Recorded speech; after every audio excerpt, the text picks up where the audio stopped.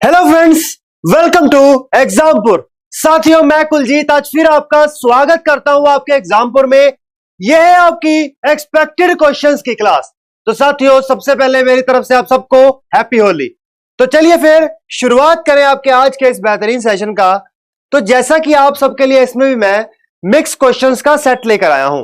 तो ये mix questions आपके polity, history, geography, art and culture, static GK, इन सब पार्ट्स को कवर करेगा।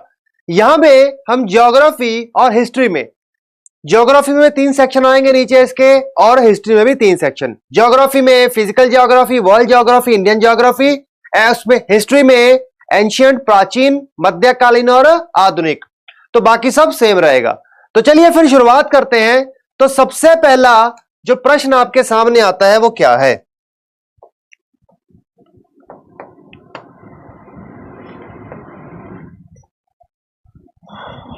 चलो, सबसे पहला प्रश्न, राजस्व सुधारों को सर्वप्रथम किसने चलाया था? राजस्व सुधारों को, चलो मैं आपके कमेंट्स देख रहा हूं, बताओ जरा, राजस्व सुधारों को सर्वप्रथम किसने चलाया था? Who initiated the revenue reforms first? Ghiyasuddin Tughlaq, Alauddin Khilji, Muhammad bin Tughlaq, Firoz Shah Tughlaq.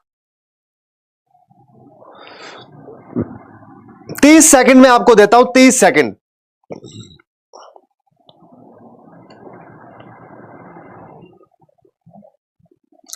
जल्दी बताओ जरा, 30 सेकंड का समय मैं आपको दे रहा हूं। देखो, ये सभी के सभी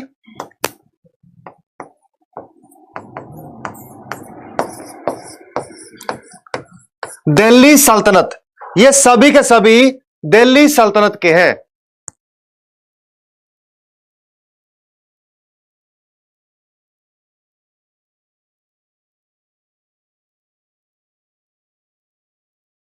साथियों, ये सारे के सारे दिल्ली सल्तनत से हैं। दिल्ली सल्तनत में तुगलक वंश आता है, बाद में खिलजी वंश पहले आता है। और खिलजी वंश तो भैया बहुत तगड़े तगड़े, बहुत ही ज्यादा पावरफुल डिसीजन लेने वाला आदमी है, ये बात याद रखिएगा। तो हम कहते हैं कि सबसे पहले कौन सा आता है भैया? गुलाम वंश आता है। बाद में कौन सा आता है भैया? खिलजी वंश आता है। और उसके बाद में कौन सा आता है भैया? तुगलक वंश आता है। तो खिलजी वंश में अलाउद्दीन खिलजी सबसे पहले ऐसा व्यक्ति बनता है जो राजस्व कारों का काफी सारे डिसीजंस लेता है, जिसमें लैंड, रेवेन्यू, पता नहीं क्या क्या। इसके अलावा यही नहीं, मिलिट्री में बहुत बड़े बड़े डिसीजंस लेता है। और दिल्ली सल्तनत में जितने 5 वंश आए, जितने भी बादशाह आए, उसमें सबसे ज्यादा बड़ी मिलिट्री इसी ने रखी थी। और सबसे पहला दिल्ली सल्तनत का सबसे ज्यादा एक्सपेंशन भी इसी ने किया था। ठीक है, चलिए चल रहे हैं अगले प्रश्न पे। वो क्या है?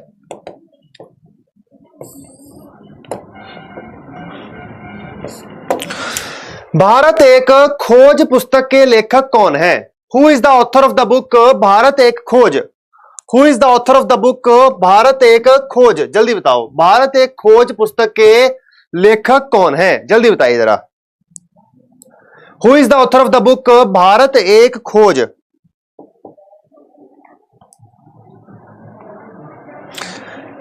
Who is the author of the book Bharat एक खोज? जल्दी बताओ जरा। देखो, जवाहरलाल नेहरू, क्या इसका आंसर बनता है? जवाहरलाल नेहरू इसका आंसर बनता है, ये बात याद रखिएगा। श्याम बेनेगल, श्याम बेनेगल, ठीक है, श्याम बेनेगल के द्वारा ये किया गया था, याद रखिएगा। ठीक है, बिल्कुल। ये किस था? द डिस्कवरी ऑफ इंडिया एक पुस्तक लिखी गई थी, द डिस्कवरी ऑफ इंडिया पुस्तक लिखी गई थी, वो भी नेहरू जी के द्वारा ही लिखी गई थी। उसी के ऊपर बेस ये पुस्तक है। ठीक है, चलो अगला प्रश्न क्या है? संविधान के किस भाग में अस्थायी संक्रमणकालीन और विशेष उपबंधों के प्रावधान हैं? पाठ भाग नंबर 18, 19, 21 या 22? जल्दी बताओ जरा। भाग नंबर 18, 19, 21 या 22? संविधान के किस भाग में अस्थायी संक्रमणकालीन और विशेष उपबंधों के प्रावधान हैं? विशेष उपबंधों के प्रावधान है, ये बताओ जरा। चलो चलो जल्दी बताओ जरा। In which part of the constitution there are provision for the temporary, transitional and special provisions?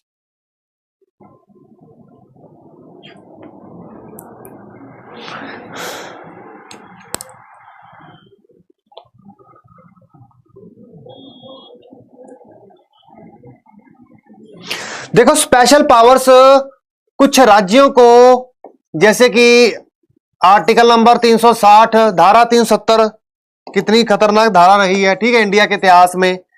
Demographic dividend तक बदलने का प्रयास किया गया। भाग नंबर 21, इसके अंदर स्पेशल प्रोविजंस की बात की गई है, ये बात आपको याद रखना, ठीक है, बिल्कुल।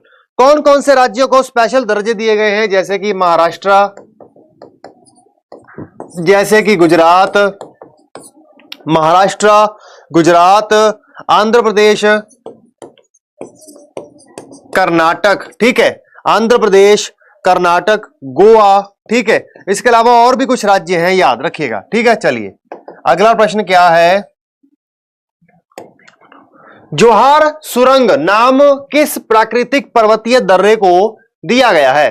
जोहार सुरंग नाम किस प्राकृतिक पर्वतीय दर्रे को दिया गया है, ये बताओ जरा। चलो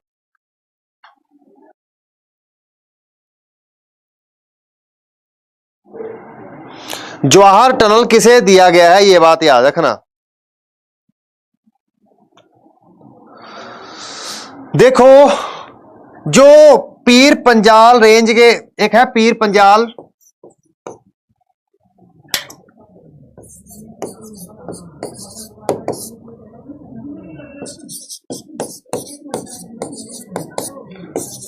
एक है पीर पंजाल श्रृंखला, उसके पास क्या है? बनिहाल दर्रा, उसके पास क्या है? बनिहाल दर्रा, बनिहाल पास, ठीक है। उस बनिहाल पास, उस बनिहाल दर्रे पे ये सारा सिस्टम है। बनिहाल और काजीगंज, बनिहाल और काजीगंज, इन दो जगहों को ये आपस में जोड़ने का काम करते हैं, ये बात याद रखना।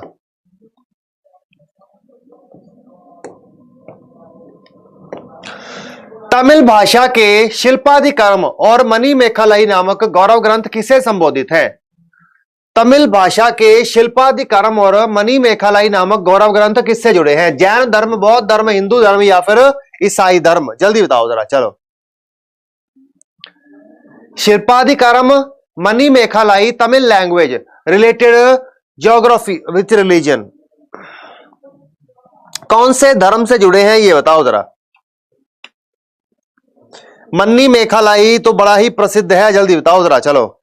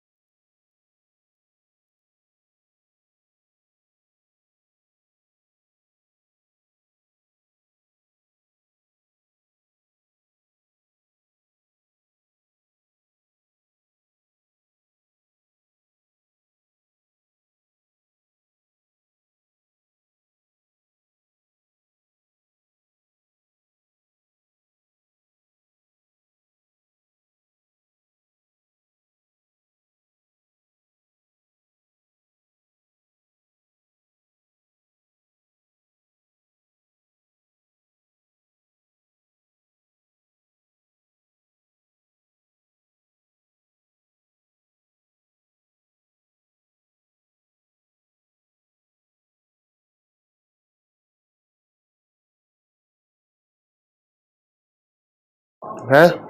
चलो, तो प्रश्न क्या है, किसी राज्य के नाम में परिवर्तन करने का अधिकार निम्नलिखित में से किसको प्राप्त है? राष्ट्रपति को, संसद को, कंसर्न स्टेट लेजिस्लेचर को, governor of the state concern को? जल्दी बताओ जरा। Right to change the name of a state, जल्दी बताओ जरा किसके पास है ये?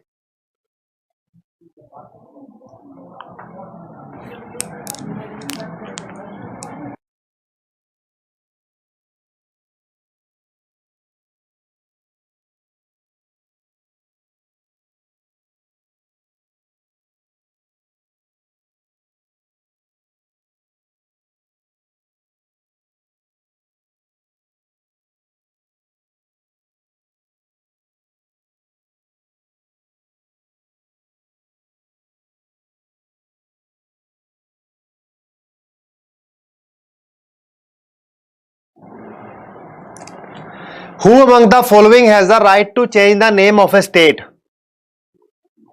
किसी राज्य का नामकरण, देखो देखो, हमारे संविधान का जो भाग नंबर पहला है वो किसी भी राज्य का परिवर्तन करने में, किसी राज्य का साइज बढ़ाने में, किसी राज्य का साइज छोटा करने में, एक राज्य से कई राज्य बनाने में, या किसी राज्य का भाग दूसरे राज्य को देने की सारी शक्तियां भैया संसद को दे देता है। तो संसद के पास ही कुल मिलाकर ये नाम वाम रखने की क्या है? शक्ति है। ठीक है, चलिए अगला प्रश्न क्या है?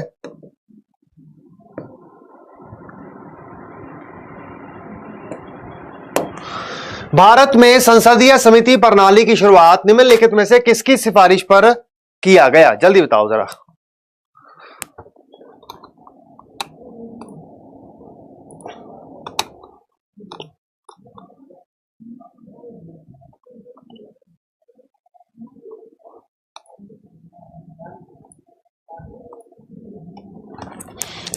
ये बताओ जरा, भारत में संसदीय समिति प्रणाली की शुरुआत निम्नलिखित में से किसकी सिफारिश पर की गई? जल्दी बताओ जरा। On whose recommendation was the parliamentary committee system started in India? Parliamentary committee system किसकी रिकमेंडेशन पर? On whose recommendation was the parliamentary committee system started in India?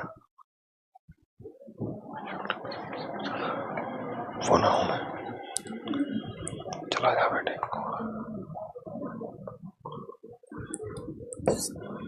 संसद की नियम समिति, संसद की क्या है? नियम समिति है, याद रखना। संसद की क्या है? नियम समिति के द्वारा यह सुझावित किया गया था, यह बात आपको याद रखना। संसदीय कमेटी सिस्टम, संसदीय, देखो एक बात याद रखना, हमारी संसद देश का सबसे ज्यादा प्रमुख केंद्र है, प्रमुख संस्थान है। इसके ऊपर काफी ज्यादा काम का बोझ होता है, उस बोझ से कारण ही इसके ऊपर ये सारे बदलाव किए जाते हैं, याद रखना। ये सारे बदलाव होते हैं।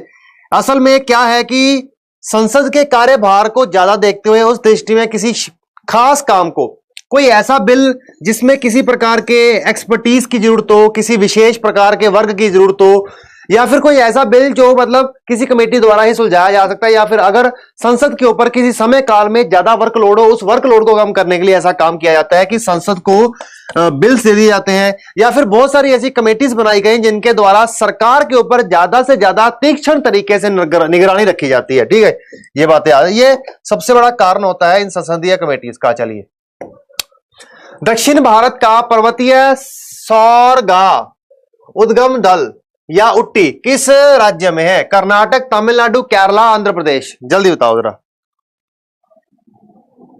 इन which state is the Ooty the mountain resort of south India located?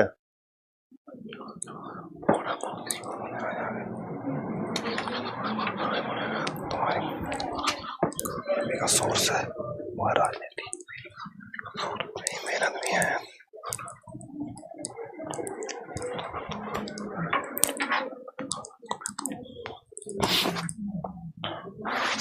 जल्दी बताओ जरा, in which state is the Ooty the mountain resort of south India? Ooty कहां पर है? Ooty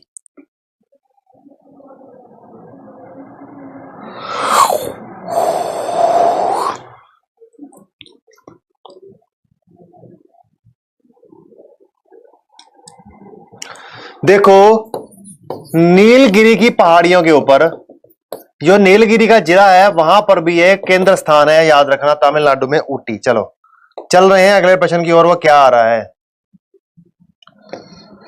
the author of the मालती मागव, मालती मागव, ऑथर ऑफ द मालती मागव, मालती मागव, जल्दी बताओ जरा, मालती मागव के ऑथर कौन है ये बताओ जरा। मालती मागव के ऑथर कौन है जरा ये बताओ जरा। चलो, who is the author of the book Malati मागव।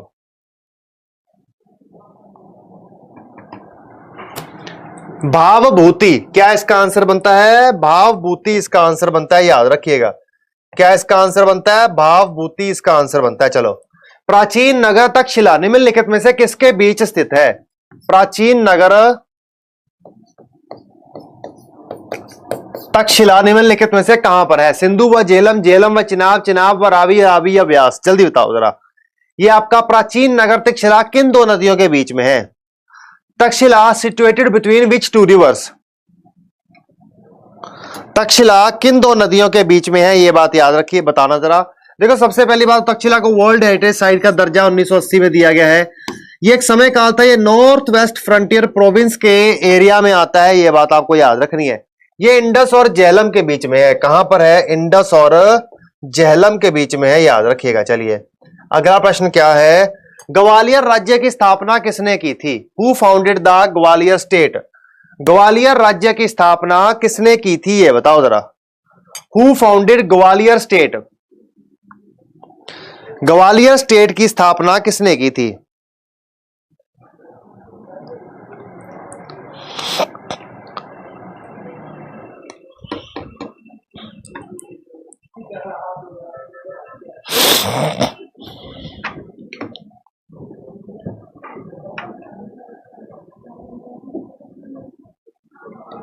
देखो, 1731 में ग्वालियर स्टेट को एस्टैब्लिश किया गया था। कब एस्टैब्लिश किया गया था? 1731 में से एस्टैब्लिश किया गया था। इसे सिंधिया परिवार के द्वारा, जैसे सभी नाम सिंधिया हैं, सिंधिया परिवार के द्वारा इसे चलाया जाता था, ये बात याद रखिएगा। जल्दी बताओ जरा, किसके द्वारा?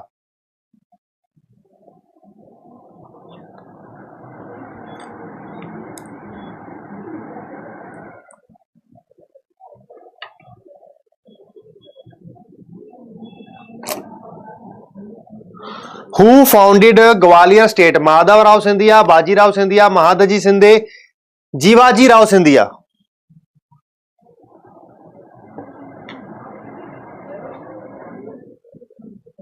देखो, क्या है? महादजी शिंदे, याद रखिएगा। क्या है? महादजी शिंदे। महादजी शिंदे एक ऐसे व्यक्ति थे जिन्होंने पानीपत के 1761 के तीसरे युद्ध के बाद मराठा साम्राज्य को 10 साल के लिए उत्तर भारत में मजबूत रखा। चलिए, वेम्बानंद रेल ब्रिज कहां पर लोकेटेड है, ये बताओ जरा। वेम्बानंद रेल ब्रिज कहां पर है, ये बताओ जरा। चलो, वेम्बानंद रेल ब्रिज, ये वेम्बानंद रेल ब्रिज कहां पर है जरा ये बताइए। चलिए, वेम्बानंद रेल ब्रिज कहां पर है जरा ये बताइए। आंध्र प्रदेश, महाराष्ट्र, उड़ीसा, केरला? केरला, याद रख, ठीक है। चलो, बिल्कुल 4620 मीटर की क्या है इसकी लंबाई है, याद रखना। चलो, अगला प्रश्न क्या है? अमेर का किला किस राज्य में है? अम्बेर फोर्ट, जल्दी बताओ। अम्बेर फोर्ट,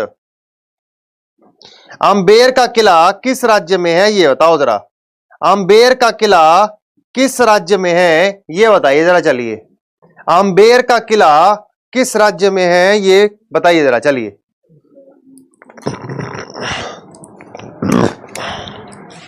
ये अम्बेर का किला किस राज्य में है जरा ये बताइए। चलिए,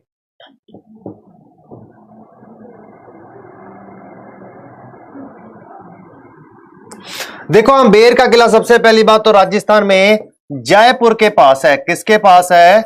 जयपुर के पास है, ठीक है। अम्बेर का किला राजस्थान में कहां पर है? जयपुर के पास है, ये बात आपको याद रखनी है। विश्व विरासत स्थल का हिस्सा ये बनता है, याद रखिएगा। किसका हिस्सा बनता है ये? वर्ल्ड हेरिटेज साइट का 2013 में। चलिए, अगला प्रश्न क्या है? कासू ब्रह्मानंद रेड्डी राष्ट्रीय उद्यान भारत के किस राज्य में है? कासु ब्रह्मानंद रेड्डी नेशनल पार्क। कासु ब्रह्मानंद रेड्डी नेशनल पार्क। कासु ब्रह्मानंद रेड्डी नेशनल पार्क कहां पर है? तेलंगाना में। कहां पर है? तो तेलंगाना में है। ठीक है, कहां पर है? तेलंगाना में, ये बात याद रखना। और ये आता कहां पर है? जुबली हिल्स में। ये आता कहां पर है? जुबली हिल्स में आता है, याद रखिएगा।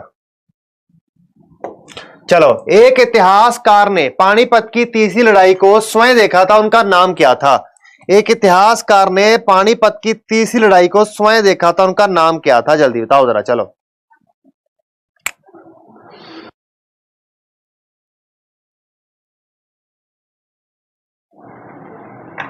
पानीपत, उनका नाम क्या था? काशीराज पंडित। क्या नाम था उनका? काशीराज पंडित नाम था उनका, याद रखिएगा। अल गजेरी रेगिस्तान किस देश में है? सऊदी अरेबिया, ईरान, सूडान, मिस्र। अल गजेरी रेगिस्तान किस देश में है, ये बताओ जरा। अल गजेरी रेगिस्तान, अल गजीरा डेजर्ट।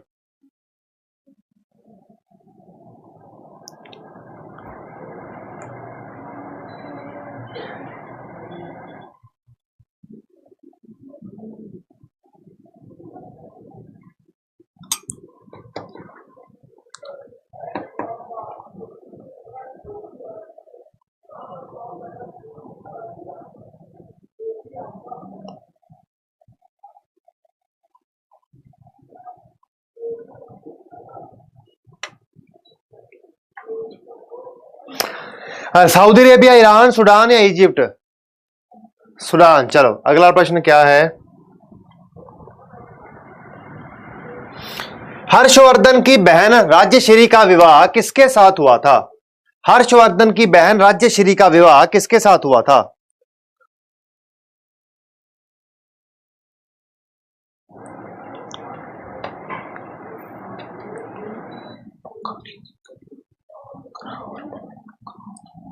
जल्दी बताओ जरा। देखो, किसके साथ? मोखरी नरेश ग्रह वर्मा के। क्या नाम था उनका? मोखरी के नरेश थे ग्रह वर्मा। ठीक है, वो कनौज के थे, उनके साथ इनका क्या हुआ था? विवाह हुआ था, याद रखना।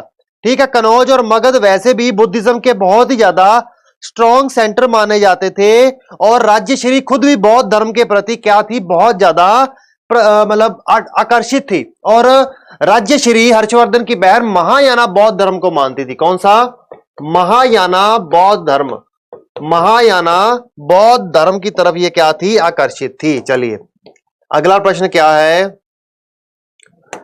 महावीर स्वामी का जन्म किस कुल में हुआ? महावीर स्वामी का जन्म किस कुल में हुआ? जरा ये बताओ जरा। शाक्य, ज्ञातक, मल्लास या लिच्छवी? जल्दी बताओ। Mahavir born on which clan?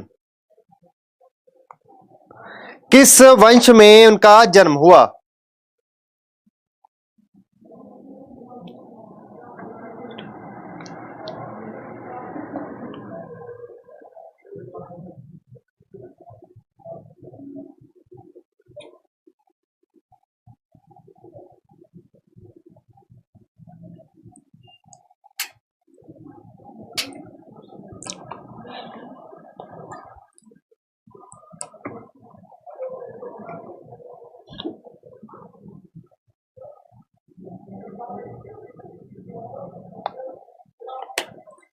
जल्दी बताओ जरा।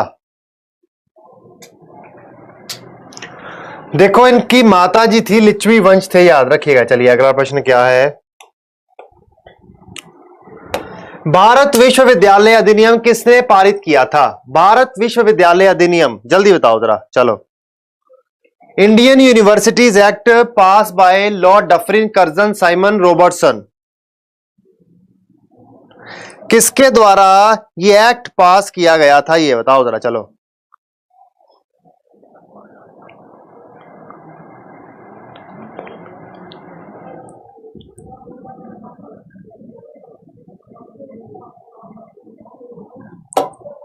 क्या इसका आंसर आता है? लॉर्ड कर्जन के द्वारा 1904 में।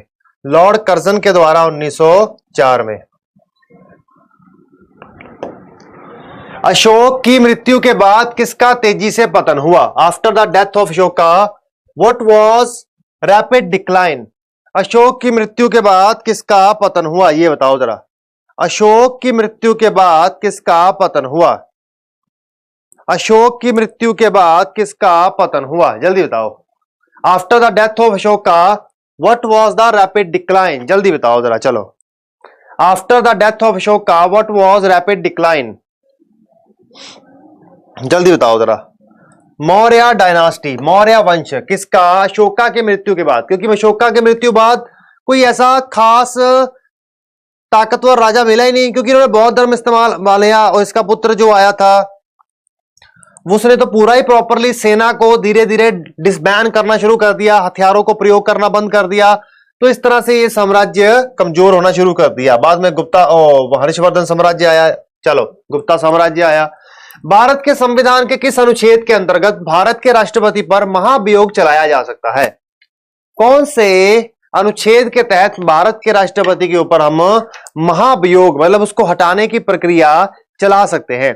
हटाने की प्रक्रिया से क्या मतलब है हमारा, समझो। इम्पीच, देखो उनको हटाना।